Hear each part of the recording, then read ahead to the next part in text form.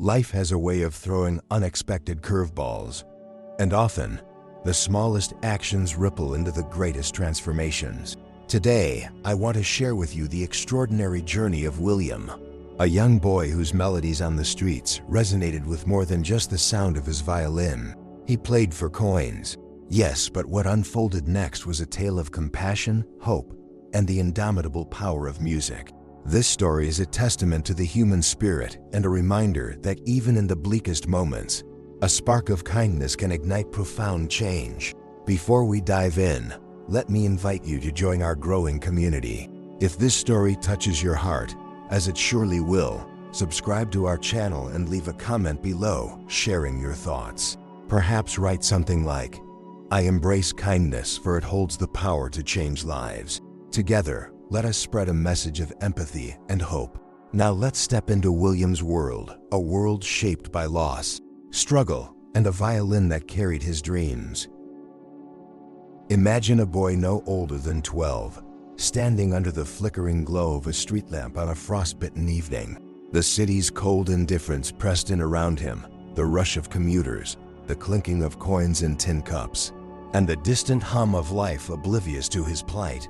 William was his name, a child whose entire existence seemed to fit into the battered violin case slung across his shoulder. William's story began in an orphanage, where life was a cruel mix of rules and neglect. Yet, his circumstances could not dampen the fire in his heart, a fierce determination fueled by the frailty of his younger sister, Alice. Born with a delicate constitution, Alice had spent more time confined to her cot than exploring the world. Her every breath was a reminder of her fragility, and William knew that time was slipping through their fingers. The violin was his lifeline. It had been a gift from an anonymous donor, a strangely well-maintained instrument for a child in an orphanage. From the moment he touched it, William discovered an innate talent for music. But his melodies weren't just entertainment. They carried a raw, unfiltered emotion, each note telling a story of longing, love, and desperation. One evening, after Alice had fallen gravely ill, William made a decision. With no resources to rely on and the orphanage's apathy crushing his hope, he ventured out into the streets, violin in hand. He found a spot near the bustling market square where shadows danced under gas-lit streetlights. There, he poured his soul into the strings. The melodies floated above the chaos, weaving their way into the hearts of passers-by. Some slowed down, others paused momentarily, tossing coins into his open violin case. But William wasn't just playing for money. He was playing for Alice. Every coin that clinked in the case was a step closer to medicine, a glimmer of hope against the encroaching darkness. His music became a beacon, though few noticed the desperation behind it. That night, as frost crystallized on the cobblestones, a figure emerged from the crowd, a man with graying hair and piercing eyes, dressed impeccably in a long coat. Unlike others who walked past with hurried glances, this man stopped. He didn't just listen. He studied William, as if trying to decode a hidden message within the boy's melody. When William finished, lowering his bow with trembling hands, the man approached. Instead of tossing a coin, he asked a question that caught William off guard. "Where did you learn to play like that?" It was a question no one had ever asked. To the world, William was just another street performer, blending into the backdrop of urban life. But to this man, there was something extraordinary about the boy. His gaze lingered on the violin, and for a moment, a flicker of recognition seemed to pass through his eyes. The man introduced himself as Senator Percival, a musician of some renown. Yet, his presence carried more than just curiosity, it carried intention. He crouched to meet William's eye level and asked another question, softer this time. "What's your name, boy?" "William," came the timid reply, barely audible over the noise of the street. "And your parents? Where are they?" William hesitated. The memories of his parents were faint and fragmented, like the remnants of a dream slipping away upon waking. He managed a shaky response. "I don't remember them. Just Alice. My sister. She's all I have." Percival's expression softened. "And this violin?" he asked, motioning toward the instrument. William's grip on the violin tightened instinctively. It was his most prized possession, the only constant in his transient life. "It was my mother's," he said, surprising even himself. He had no tangible proof of this claim, only a deep-seated feeling that the violin connected him to a past he couldn't fully recall. Percival seemed to ponder William's words. Then, with a smile that hinted at both kindness and mystery, he reached into his pocket, pulling out a crisp banknote instead of coins. "Here," he said, handing it to William. "For your sister. But keep playing, boy. There's something in your music that the world needs to hear." The gesture was unexpected, overwhelming.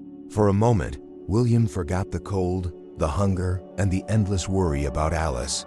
He stammered his thanks, but before he could say more, Percival had disappeared into the crowd, leaving William clutching the note as if it were a lifeline. That night, William returned to the orphanage with a sense of hope he hadn't felt in years. But as he tended to Alice and replayed the encounter in his mind, questions began to surface.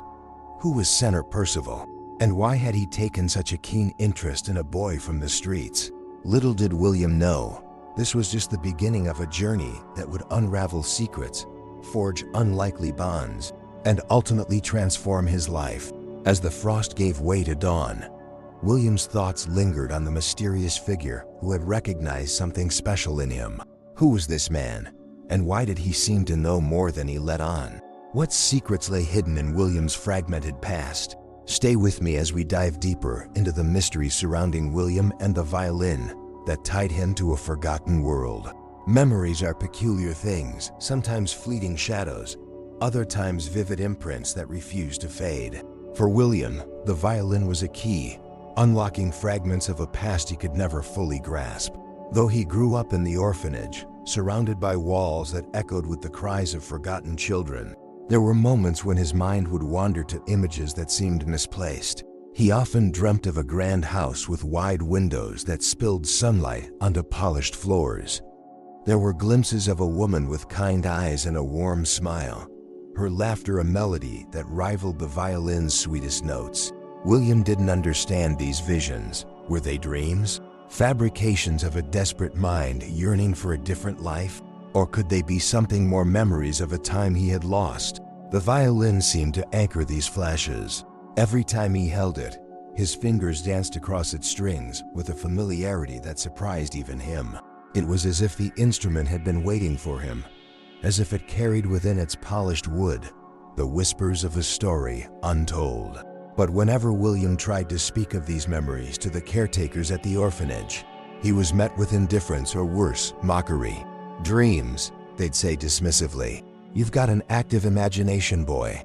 They didn't have time for the musings of a child who should be grateful for the roof over his head and the scraps on his plate.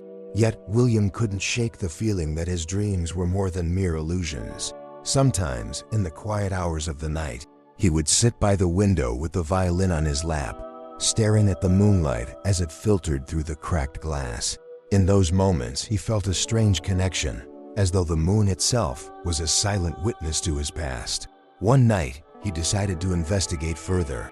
Hidden in the lining of the violin case was an old, yellowed photograph. The image was faded, but the outlines of two faces were discernible: a woman holding a baby and a man with a proud, protective arm around them. The woman's features bore an uncanny resemblance to the face in William's dreams. Was she his mother? And if so, what had become of her? The photograph became his secret treasure, a talisman he carried with him everywhere. He didn't share it with anyone, not even Alice. It felt too precious, too fragile, like a thread connecting him to a truth he wasn't ready to unravel. One day, during a rare quiet moment in the orphanage, William overheard a conversation between two of the older caretakers. They spoke in hushed tones, but their words struck him like thunder. "Do you remember that boy's parents?" one asked. "The musicians, weren't they?" The other replied, her voice tinged with pity. "Such a tragedy, that accident. And now the children." Stuck here, William froze. Could they be talking about him? Musicians, an accident. These fragments aligned too perfectly with his dreams and the violin. But before he could learn more, the conversation ended abruptly, leaving him with more questions than answers. From that day forward, William became more determined than ever to uncover the truth. He began paying attention to every detail, Every slip of the tongue, every half-forgotten story whispered among the staff. His dreams took on new significance, and the violin, once merely a tool for survival, became a bridge to the past. But the search for answers was not without its challenges. Life in the orphanage was harsh, and curiosity was a luxury few could afford. Most of the other children were consumed by the daily struggle for food, warmth, and survival. William was no exception. His responsibilities toward Alice left little time for introspection. Yet he clung to his violin and the photograph, drawing strength from the connection they provided. One evening, as he played a soft tune for Alice to lull her to sleep, she looked up at him with her big, questioning eyes. "William," she whispered, her voice barely audible, "do you think we had a family once?" The question caught him off guard. Alice rarely spoke of their past, perhaps too young to remember anything before the orphanage. William hesitated, then replied softly, "Yes, Alice, I believe we did." Her small hand reached for his, her fragile fingers wrapping around his own. "Do you think they miss us?" The lump in his throat made it difficult to answer.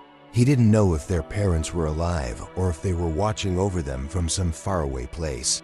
But he couldn't bring himself to extinguish Alice's hope. "I'm sure they do," he said, his voice firm despite the ache in his chest.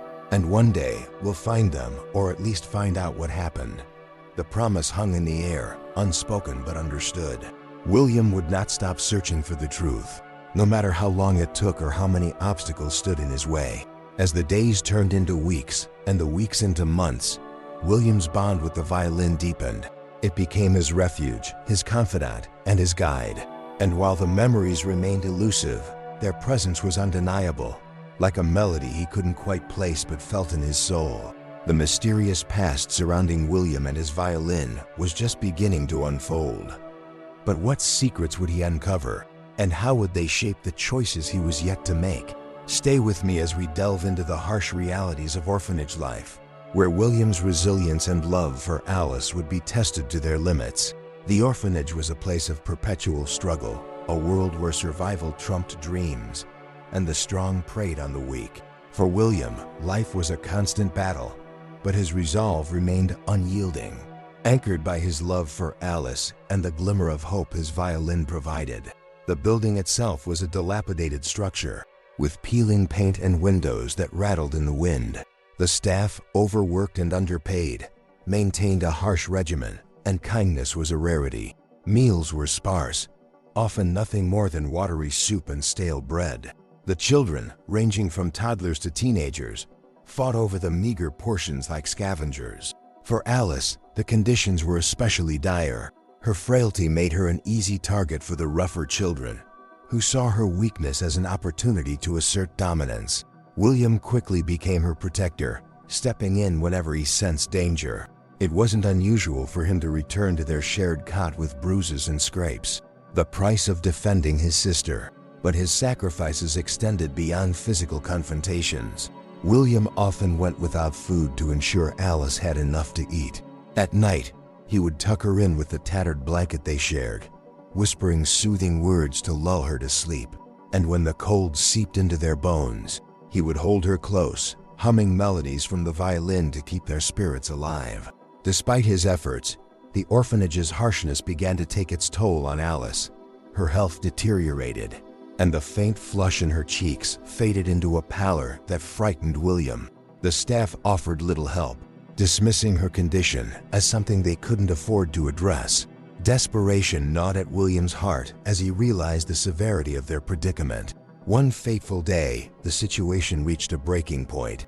William had been practicing on his violin during a rare moment of quiet when a group of older boys approached. They sneered at him, their eyes glinting with malice. "Think you're better than us, huh?" one of them taunted, grabbing the violin from William's hands. "Give it back," William shouted, his voice trembling with a mix of fear and anger. But the boys only laughed, tossing the violin between them like a toy. The delicate instrument, which had withstood years of wear and tear, finally met its breaking point. With a sickening crack, it hit the ground, its neck splintering into pieces. For a moment, William was frozen, staring in disbelief at the broken violin. It wasn't just an instrument. It was his lifeline, his connection to a world beyond the orphanage, and a symbol of his hope for a better future. The weight of his emotions erupted like a storm. William, usually calm and measured, launched himself at the boys, fists flying in a desperate attempt to avenge his beloved violin. The scuffle drew the attention of the staff, who pulled the children apart and punished William for instigating the fight. That night, as he sat in the dimly lit corner of the dormitory nursing his wounds, William felt the depths of despair. The violin, now a heap of splinters, seemed like the final blow to his spirit. Alice, sensing his anguish, crawled over to him and rested her head on his shoulder. "You can fix it," she said softly, her voice filled with the innocent certainty only a child could muster. William looked at her, tears streaming down his face. "It's broken, Alice. I can't fix it." "But you always find a way," she insisted, her small hand clutching his sleeve. "You always do." Her faith in him, despite everything, rekindled a spark in William's heart. He couldn't let her down, not now, not ever. The violin might have been broken, but the music it carried wasn't. He resolved to find a way to play again, for Alice and for himself. In the days that followed, William scavenged materials from the orphanage and the streets. Using bits of wood, string, and glue, he painstakingly worked to repair the violin. It wasn't perfect, and it lacked the elegance it once had. But when he drew the bow across the strings, the sound was there, imperfect, yet unmistakably alive. The other children watched in awe as William played once more. Even the boys who had broken the violin seemed humbled by his determination. His music filled the orphanage, softening its harsh edges and bringing a rare moment of peace to the troubled children. But William's resilience wasn't without its limits. As Alice's condition worsened, he realized that staying in the orphanage would only lead to more suffering. The staff's neglect and the lack of resources left him with no choice but to take matters into his own hands. One evening, as the sun dipped below the horizon, William made a decision that would change their lives forever. He gathered the few belongings they had: a worn blanket, the repaired violin, and the photograph hidden in its case, and prepared to leave the orphanage.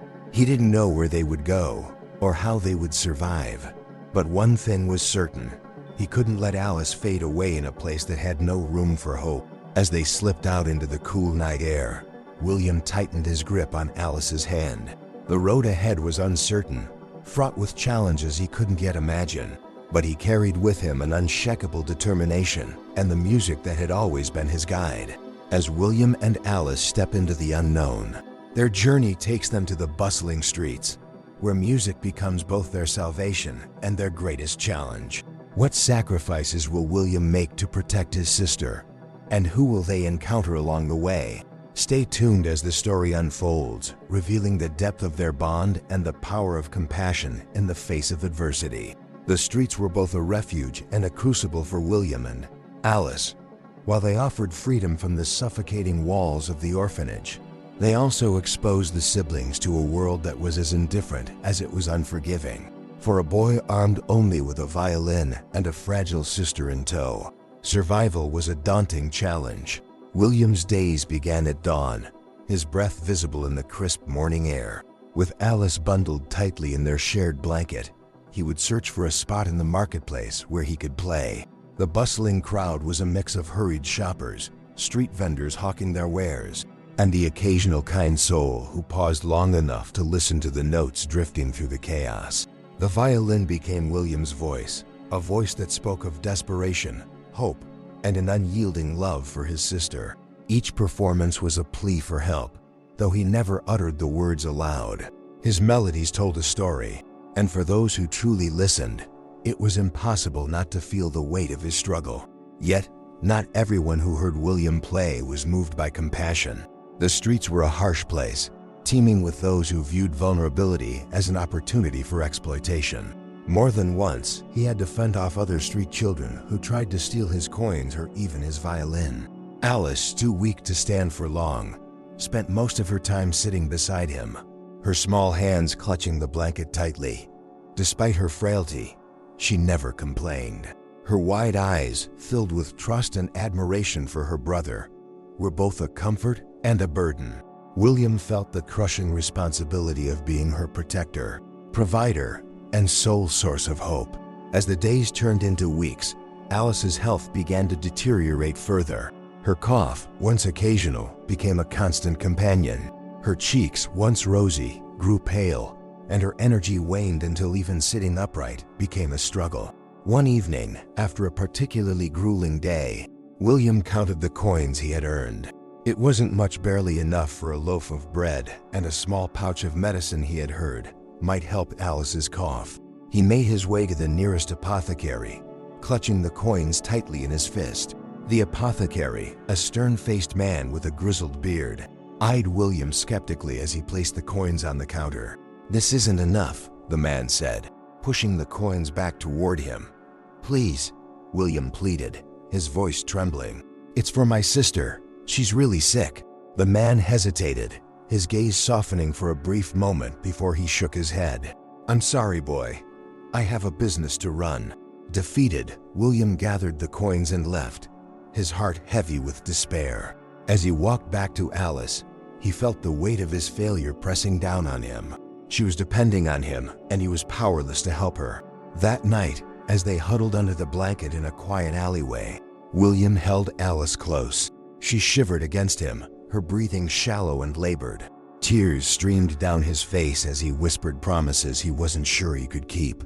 "I'll make it better, Alice," he said, his voice cracking. "I'll find a way." Alice, her eyes barely open, managed a weak smile. "Your music, it's magic, William," she murmured. "Don't stop playing. Someone will hear it." Her words stayed with him, a fragile thread of hope in the darkness. The next morning, William resolved to do whatever it took to save his sister. He returned to the marketplace, his determination sharper than ever. As he played, he poured every ounce of emotion into the music. His fingers moved with a fervor that surprised even him, drawing out notes that soared above the noise of the crowd. People stopped to listen, their faces a mixture of awe and sorrow. By the end of the day, William had earned more coins than ever before. It wasn't enough to solve all their problems, but it was a start. He bought a loaf of bread, some milk, and a blanket to keep Alice warm. Each small victory felt like a lifeline, a reminder that giving up was not an option. But as the days went on, the toll on William's body and spirit became evident. His hands, calloused from endless playing, ached with each stroke of the bow. His stomach, often empty, growled in protest. And yet, he refused to stop. Alice's life depended on his music, and he would not let her down. One evening, as William played a particularly haunting melody, a man in an elegant coat stopped to listen.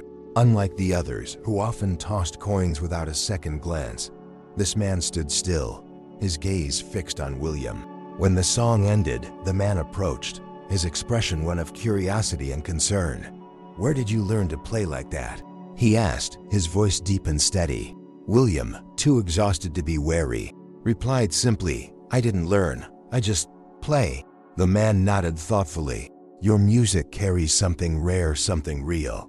It's not just talent, it's a story." William said nothing, unsure of how to respond. The man crouched to meet his gaze, his eyes kind but searching. "Tell me, boy, what's your name?" "William," he replied softly. "And the girl?"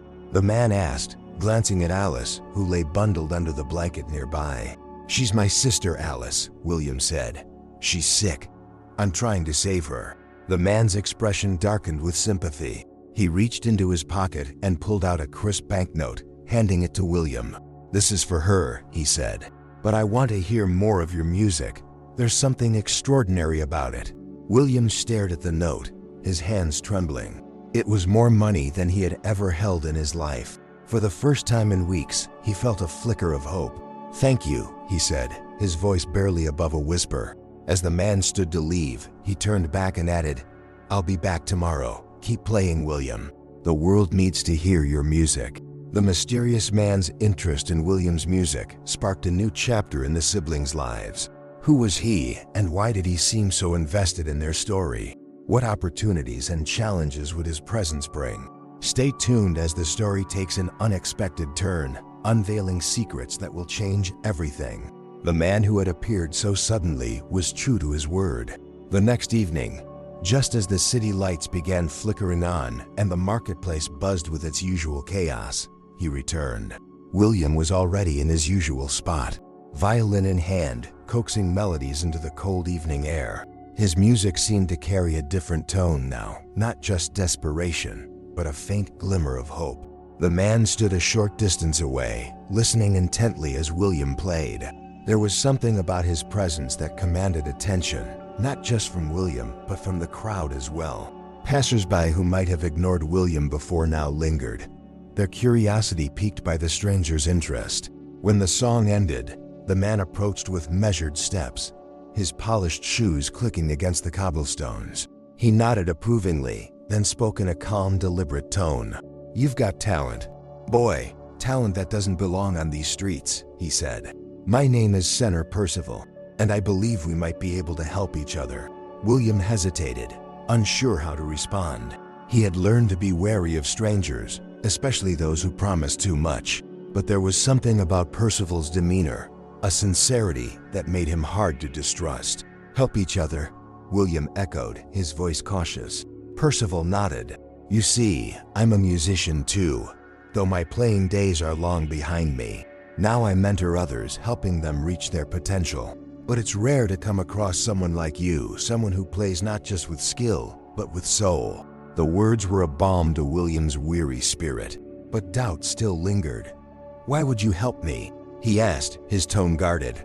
Percival smiled faintly. "Because I see something in you that reminds me of myself when I was younger, and because I believe in giving talent the chance it deserves. But before we discuss anything further, I need to know more about you. Where are your parents?" William stiffened at the question. He cast a quick glance toward Alice, who was sitting nearby, her small frame wrapped tightly in their shared blanket. "We don't have parents," he admitted after a moment. "It's just me and Alice." The confession hung in the air, heavy with unspoken pain. Percival's expression softened, and he crouched to meet William at eye level. "And what about the violin?" he asked gently. "Where did it come from?" William hesitated, his fingers tightening around the instrument. The violin had always been a part of his life, a constant amid the chaos. "It was my mother's," he said quietly. "At least I think it was. I don't really remember her, but it feels like it was hers." Percival studied William for a long moment, his eyes flickering with something unreadable. Then he stood and pulled a card from his pocket, handing it to William. "This is my address. If you ever want to get off these streets and learn what you're truly capable of, come find me. Bring your sister too. No one deserves to live like this." William stared at the card, his mind racing. The offer was almost too good to be true. But could he really trust this man? And even if he could, what would it mean for him and Alice to leave the only life they knew? Percival seemed to sense his hesitation. "Think it over," he said, his tone kind but firm. "But don't wait too long. Your sister needs help, and so do you." With that, he turned and walked away, leaving William clutching the card as if it were a lifeline. That night, as he and Alice huddled together under their blanket, William showed her the card. "What do you think?" he asked, his voice barely above a whisper. Alice, her face pale and her breathing labored, looked at him with wide, trusting eyes. "If he can help us, we should go," she said simply. "You always say we have to try, William. This could be our chance." Her words stirred something deep within him, a flicker of hope that had been buried under layers of despair. He looked at the card again, turning it over in his hands. The address was scrawled in neat handwriting, and the paper felt expensive, almost too pristine for their dirty, calloused fingers.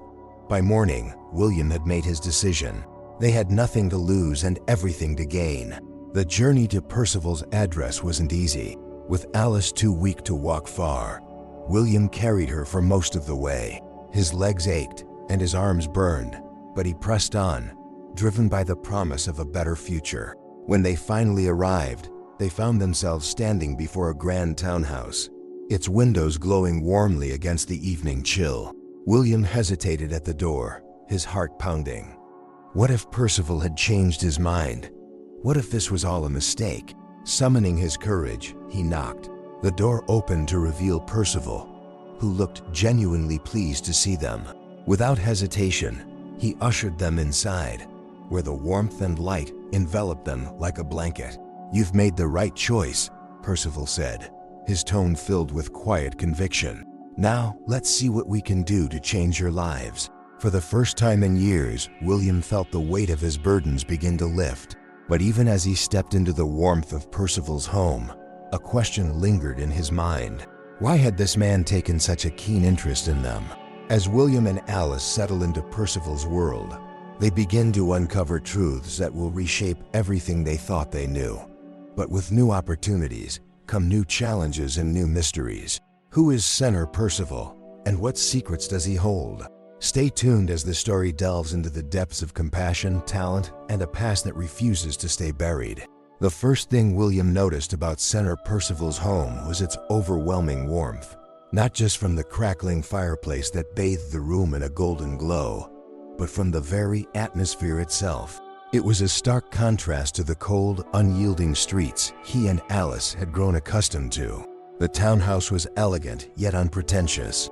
The furniture, while polished and carefully arranged, bore signs of use-worn edges on the armchairs, books stacked haphazardly on shelves. The faint scent of parchment and aged wood lingered in the air.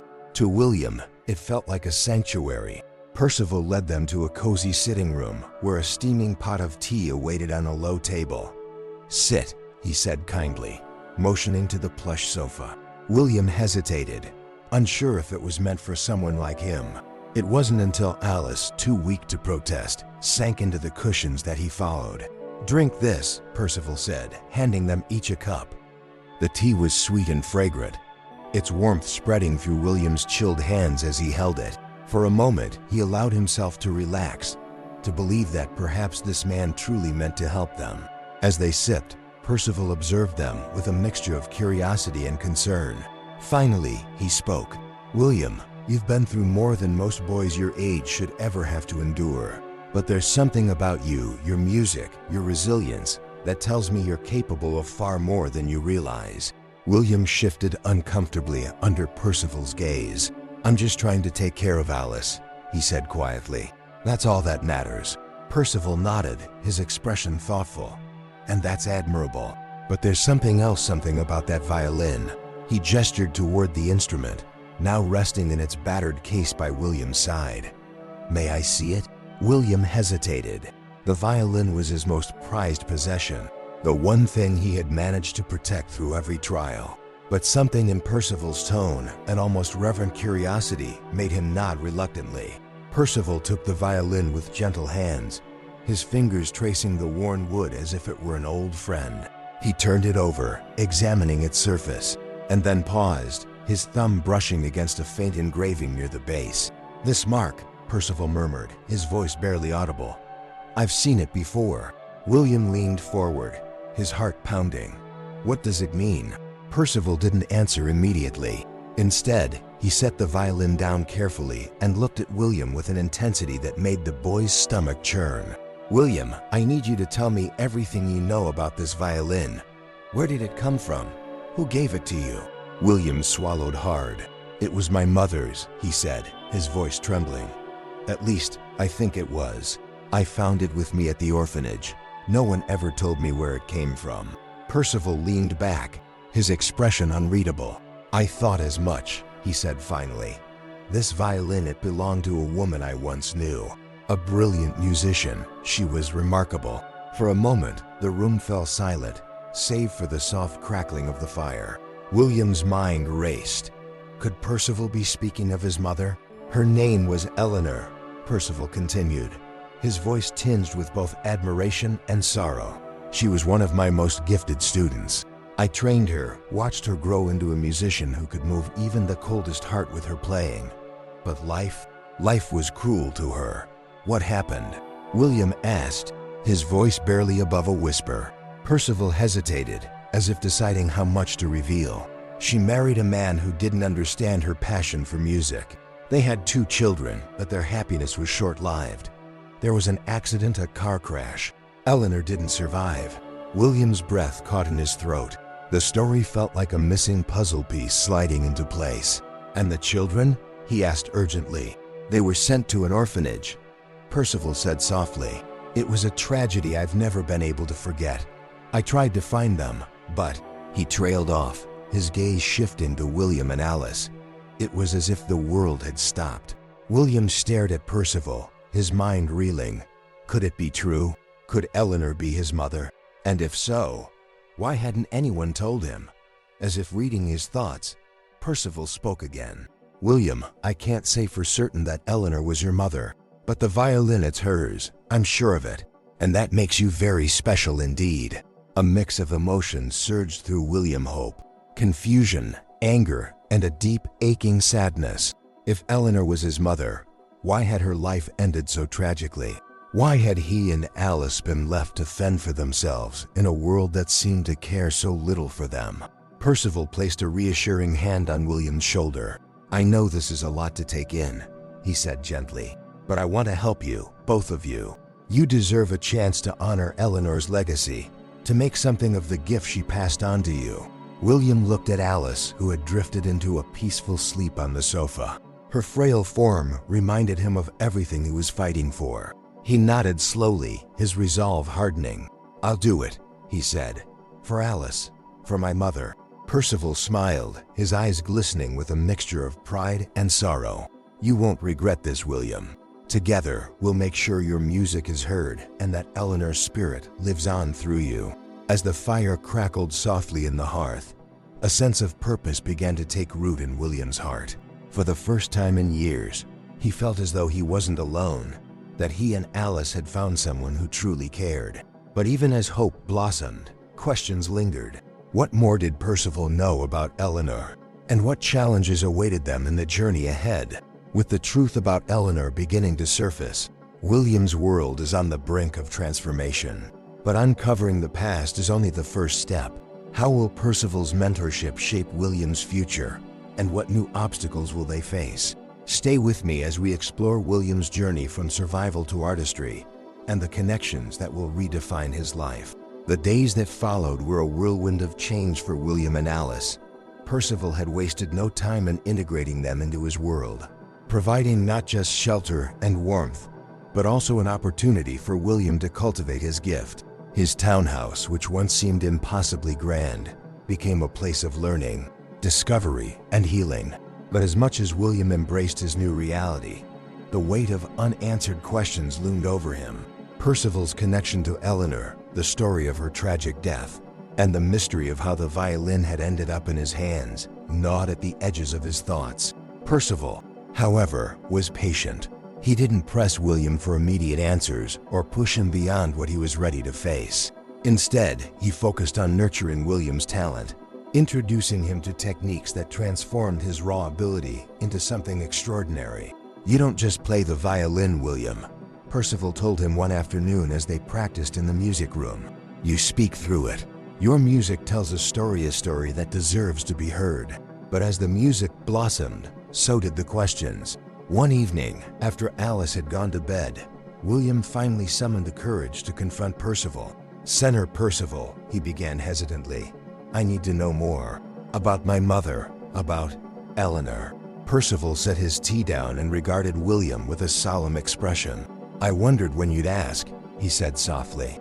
You deserve the truth, but it's not an easy story to tell. He gestured for William to sit, and for the next hour, Percival unfolded a tale that would forever change how William saw himself and his past.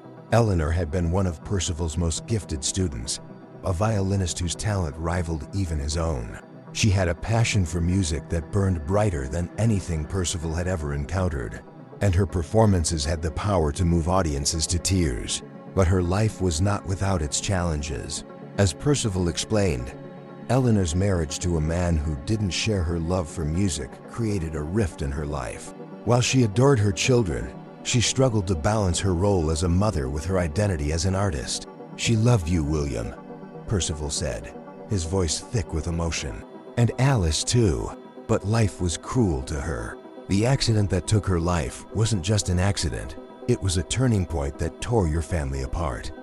William listened in stunned silence, his mind struggling to process the revelations. But why didn't anyone tell me? He asked, his voice trembling. Why didn't I know? Percival sighed, his gaze distant, because the world is often unkind to those who are left behind. After the accident, there was no one to advocate for you and Alice. You were sent to the orphanage, and the system, it failed you. The words hit William like a blow. For years, he had wondered why he and Alice had been abandoned, why no one had come for them. Now he understood the painful truth. It wasn't neglect, it was loss. But the violin, William said, his voice cracking. How did it survive?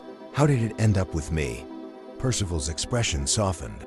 The violin was Eleanor's most cherished possession. She used to say it carried her soul. I believe, in her final moments, she wanted to ensure it stayed with you. It's a part of her, William, a part she entrusted to you. Tears streamed down William's face as he clutched the violin, his fingers tracing its worn surface. It was no longer just an instrument. It was a connection to the mother he had lost, the life he had been robbed of, and the love that had endured even through tragedy. But as the truth settled in, so did a new sense of responsibility. William realized that his music wasn't just his own, it was Eleanor's legacy. Every note he played was a tribute to her, a way of keeping her spirit alive. Percival, sensing the weight of the moment, placed a reassuring hand on William's shoulder. Your mother believed in the power of music to change lives, he said. And now that power rests with you. What you do with it is up to you. That night, as William sat by Alice's bedside, he played a soft, haunting melody on the violin. The notes seemed to carry the weight of everything he had learned, filling the room with a bittersweet harmony. Alice, though frail, smiled as the music washed over her. You're amazing, William, she whispered. Mom would be so proud. Her words, simple yet profound, ignited a fire within him. William vowed to honor his mother's memory, not just through music, but by ensuring that Alice had the life she deserved. A life filled with hope, love, and opportunity. But even as hope blossomed, new challenges lay ahead. Percival had plans for William, plans that would push him to his limits and force him to confront parts of himself he had yet to discover. With the truth about Eleanor now revealed, William's journey takes a pivotal turn. How will he rise to the challenge of honoring his mother's legacy? And what role will Percival play in shaping his future? Stay with me as we delve into the transformative power of mentorship, connection, and the music that binds them all. Under Percival's guidance, William's life began to transform in ways he never imagined. Gone were the days of street performances played with desperation. Now his music carried purpose and precision. Each session in Percival's music room was a revelation, a step toward mastering not just the violin, but the emotions it could convey. Percival's teaching style was both rigorous and compassionate. He demanded excellence, but never at the expense of William's spirit. Technique is important, he would say, adjusting William's grip on the bow. But it is the heart that makes the music come alive. Remember, William, music without emotion is just noise. Alice, though still frail, seemed to draw strength from their new surroundings. The warmth of Percival's home, combined with access to proper food and care, allowed her to regain some of the vitality she had lost. She often sat by William's side during his practice sessions, her eyes lighting up with pride as he played. Play the one Mama used to sing, she would ask, her voice soft but insistent. William, his fingers trembling slightly, would comply, pouring his heart into the melody that had become their shared connection to Eleanor. It wasn't long before another presence entered William's life, Melanie, Percival's daughter. She was a gifted pianist, her fingers gliding across the keys with a confidence that left William both awestruck and intimidated. Melanie was older than William by a few years and carried herself with an air of elegance that masked a hidden vulnerability. At first, their interactions were strained. Melanie, protective of her father's time and attention, viewed William as an intruder. "Father speaks of you as if you're some prodigy," she remarked one afternoon, her tone cool. "Let's hope you live up to his expectations." William, taken aback, struggled to find a response. He wasn't accustomed to such directness, especially from someone as poised as Melanie. But rather than retreat, he decided to prove himself the only way he knew how, through music. Their relationship began to shift during a particularly stormy evening. Percival had asked William to join Melanie in a duet, a test of both his skill and his ability to collaborate. The piece was challenging, filled with intricate harmonies that required perfect synchronization. At first, their playing was disjointed, each trying to assert dominance over the other. But as the music unfolded, something changed.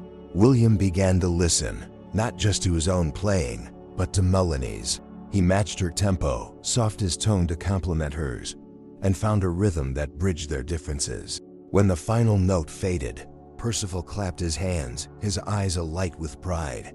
"Now that," he said, "was music." Melanie turned to William, her expression unreadable. "You're not half bad," she said finally, a hint of a smile tugging at her lips. It was the beginning of an unexpected bond, one that would grow stronger with time. As weeks turned into months, William and Melanie became partners not just in music, but in life. They shared their stories, their fears, and their dreams, finding solace in each other's company. Melanie confided her struggles with living up to Percival's expectations, the pressure of being a prodigy constantly compared to her father's legacy. "I envy you, William," she admitted one evening as they practiced together. "You play because you love it. For me, it's always been about proving myself." William, surprised by her vulnerability, replied softly, "Music isn't about proving anything. It's about feeling something and sharing it with the world."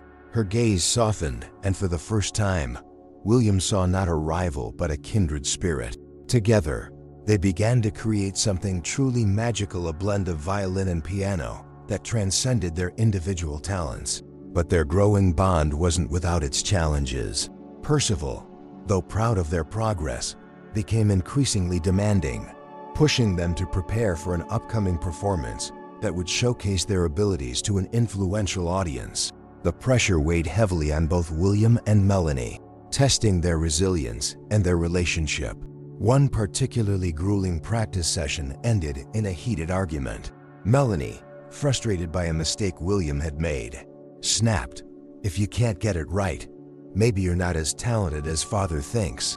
Her words stung, but rather than retaliate, William took a deep breath. "I'm not perfect, Melanie," he said evenly, "but neither are you. That's what makes us human, and that's what makes our music real." The tension in the room dissipated, replaced by a shared understanding. They apologized to each other, vowing to approach their music not as competitors, but as collaborators. The performance, when it finally arrived, was a resounding success. Their duet captivated the audience, drawing a standing ovation that left even Percival misty-eyed. For William, the applause was more than validation. It was a testament to how far he had come and a glimpse of the potential that lay ahead. But the journey wasn't over. The performance had opened new doors, introducing William to a world of possibilities he had never dared to dream of. Yet it also brought new challenges, new questions about his place in this world, and the legacy he was building. With his talent blossoming and new connections shaping his path, William's journey seems destined for greatness. But as the stakes rise, so do the risks. What sacrifices will he have to make? And how will he balance the weight of his past with the promise of his future? Stay with me as we delve into the next chapter, where courage and compassion collide in a moment of life-altering significance. Life at Center Percival's home had taken on a rhythm that seemed almost magical. The days were filled with music, the evenings with laughter, and the nights with quiet moments of reflection. For William, it felt as if he were finally living the life he had once only dreamed, a life filled with purpose, connection, and hope. But as with any story of growth, challenges lay waiting in the shadows, ready to test the bonds he had forged and the strength he had cultivated. One late afternoon, a rare break from practice found William and Melanie venturing to the nearby lake, a serene spot nestled within a grove of ancient trees. The water mirrored the soft hues of the setting sun, casting golden ripples across its surface. It was a place Melanie often came to when she needed to think or escape the weight of her father's expectations. "I used to come here as a child," she told William as they sat on the shore, the cool breeze tugging at her hair.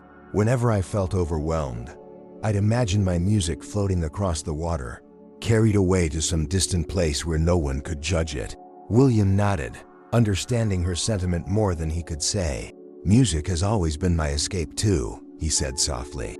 "It's the only thing that's ever made me feel like I could be something more." They lapsed into a comfortable silence, the kind that only true friends, or perhaps something more, can share. But the tranquility was shattered moments later by a sharp, unexpected sound, a cry for help. William's head snapped up, his heart pounding. The voice was faint, but unmistakable. It was Melini's. He turned to see her struggling in the water, her arms flailing as she fought against an unseen current. Panic surged through him as he realized what was happening. Melanie, in her usual adventurous spirit, had waded too far out and underestimated the lake's hidden depths. Now she was caught, her movements growing weaker by the second. Without hesitation, William sprang into action. He dropped his violin case, his feet pounding against the muddy shore as he raced toward the water. The cold hit him like a wall as he plunged in, the shock momentarily stealing his breath. But he pushed forward, his focus fixed on Melanie. "Hold on," he shouted, his voice breaking with urgency. Melanie's head dipped beneath the surface, her strength fading. Desperation drove William onward, his arms slicing through the water with frantic determination. When he finally reached her, he grabbed her wrist, pulling her close as he fought to keep them both afloat. "Melanie, I've got you," he gasped, his voice firm despite the fear clawing at his chest. "Just hold on to me." She clung to him weakly, her breaths ragged and shallow. With every ounce of strength he had, William kicked toward the shore, the weight of the water and Melanie's limp form threatening to pull him under. But he refused to give in.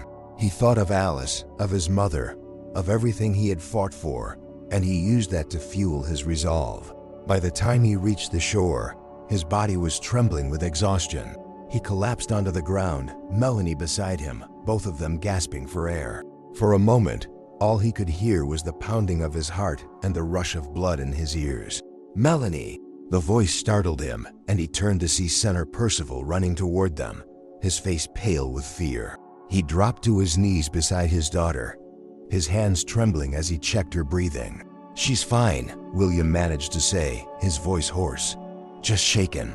Melanie opened her eyes then, blinking up at her father. "I'm okay," she whispered, her voice barely audible.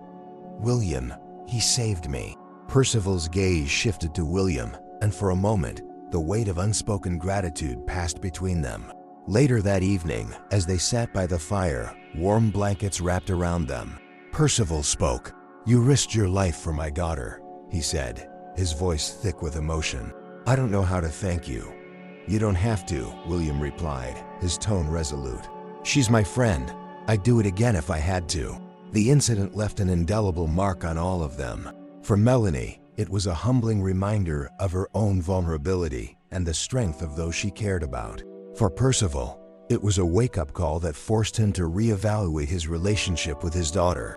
In the days that followed, the bond between William and Melanie grew stronger, forged in the crucible of shared experience.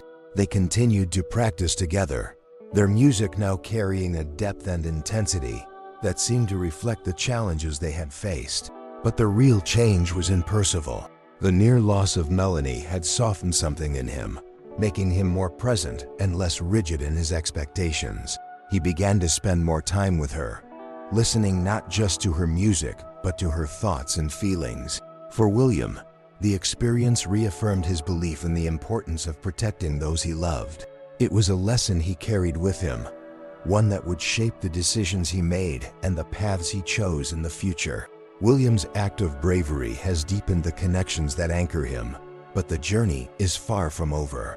How will this newfound sense of purpose influence his music and his relationships? And what challenges still lie ahead as he strives to honor his mother's legacy and carve out a future for himself and Alice? Stay tuned as the story builds toward a crescendo of hope, love, and transformation. In the weeks that followed the incident at the lake, life at Senator Percival's home shifted in ways both subtle and profound. The bonds between William, Melanie, and Percival grew deeper, woven together by shared experiences, mutual respect, and an understanding of what truly mattered. For William, the incident had sparked something beyond bravery, a sense of purpose that extended beyond survival. His music, which once served as a cry for help, now became a vessel for love, connection, and the legacy he sought to honor. Percival, recognizing the profound growth in William, began to challenge him further. Their lessons grew more intense, delving into advanced techniques and compositions that pushed William to new heights. At first, the rigor was daunting, but with each passing day, William felt his confidence grow. Music isn't just about what you play, Percival reminded him during one particularly demanding session. It's about why you play. The audience can feel your intention, your story.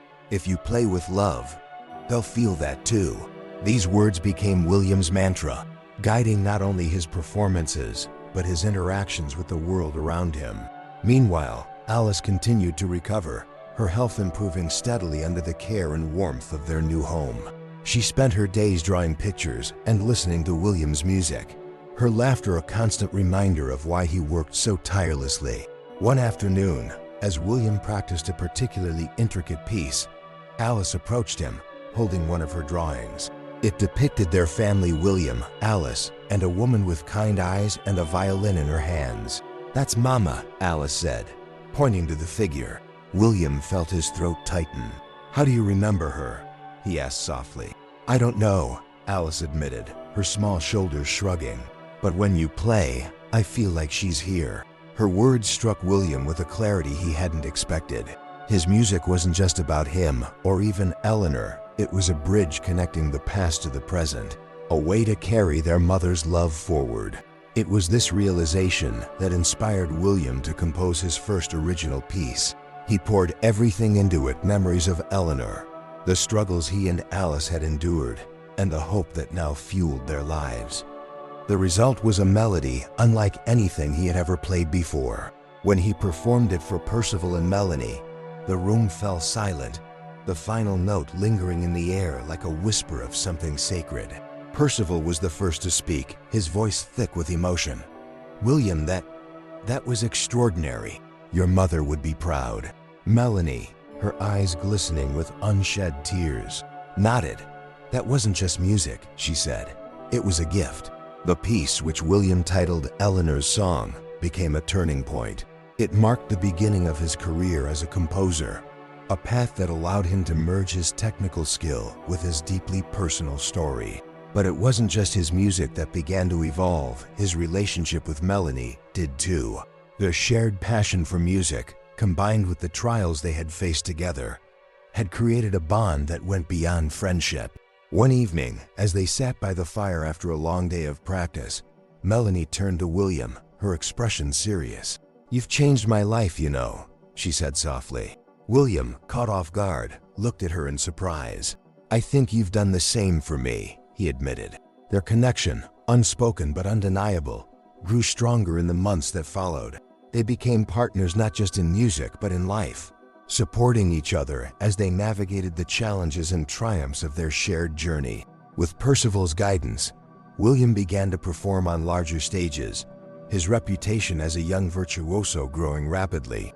But even as his fame spread, he remained grounded, his focus always on the people who had made his journey possible: Alice, Melanie, and Percival. One particularly memorable performance took place at a grand concert hall, where William premiered Eleanor's Song to an audience that included some of the most influential figures in the music world. As the final note echoed through the hall, the crowd erupted into applause, their ovation a testament to the power of his music. In that moment, William felt a profound sense of fulfillment. He had not only honored his mother's legacy, but created a new one, a legacy of love, resilience, and the transformative power of music. But William's journey was far from over. He and Melanie, now inseparable both on and off the stage, began to dream of ways to use their music to make a difference. Together, they founded a music academy for underprivileged children, providing the opportunities they had once yearned for. The academy became a haven for young talents, a place where music was not just taught but celebrated as a means of connection and healing. And at its heart was William's violin, the same instrument that had carried him through his darkest days. For William, the academy was more than just a school, it was a way to give back, to ensure that no child would ever feel as lost or alone as you once had. As the years passed, William and Melanie's music touched countless lives, inspiring audiences around the world. And through it all, the memory of Eleanor remained a guiding light, her spirit alive in every note they played. With a legacy of love and music firmly established, what final message does William have for us? How can we take the lessons of his journey and apply them to our own lives? Stay tuned as we conclude this heartfelt story with a powerful reflection on hope, resilience, and the enduring impact of kindness. As William sat in the quiet of his study, the years behind him seemed to stretch like a symphony, each movement marked by triumph, sorrow, and growth. The violin rested in its case nearby, its strings silent but brimming with memories. Alice's laughter echoed faintly from the garden outside, where she played with her children, her health now robust and her spirit unbroken. Melanie was in the music room, preparing for their next performance, her passion as radiant as ever. This was the life William had fought for, the life that once seemed impossible when he stood alone on the streets, clutching the violin like a lifeline. It had been a journey of unimaginable hardship, but also one of extraordinary beauty. Turning his thoughts inward, William reflected on the lessons his path had taught. Hymn lessons forged in the fire of experience and tempered by the kindness of others. First and foremost, he had learned the power of resilience. Life had tested him in ways he never could have anticipated, yet he had endured, driven by a love that refused to be extinguished. Every note he played, every step he took, was a testament to the strength of the human spirit. But perhaps even more profound was the lesson of compassion. From Senator Percival's generosity to Melanie's steadfast support, William had seen firsthand how a single act of kindness could change the course of a life. It was this understanding that had inspired him to give back, to create a legacy that would extend beyond himself. His thoughts turned to his mother, Eleanor. Though her life had been tragically short, her influence was immeasurable. She had passed down more than her talent. She had given William a sense of purpose, a connection to something greater than himself. Her legacy wasn't just in the music he played, but in the lives he touched. As the sun dipped below the horizon, casting the room in a warm, golden light, William picked up the violin. The bow felt familiar in his hand, its weight a comforting reminder of how far he had come. He began to play a soft melody, one that seemed to float through the open window and into the evening air. It was a song of gratitude for the struggles that had shaped him, the people who had lifted him, and the love that had guided him through it all. And as the music swelled, William thought of those who might be listening, those who, like him, stood at the crossroads of despair and hope. His story, he realized, wasn't just his own. It was a reminder to anyone who had ever felt lost, forgotten, or alone that even in the darkest moments, there's light to be found. Hold on, his music seemed to say. There's beauty ahead, and you're stronger than you know.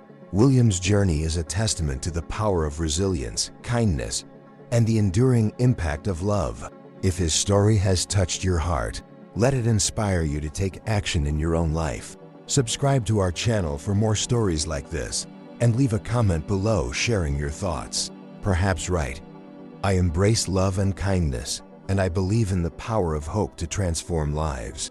Share this video with someone who needs to hear it today. Together, let's spread a message of compassion and remind the world that every melody, every act of kindness has the potential to change a life. Thank you for joining us on this journey. Until next time, may your own story be filled with hope, love, and music that inspires the soul.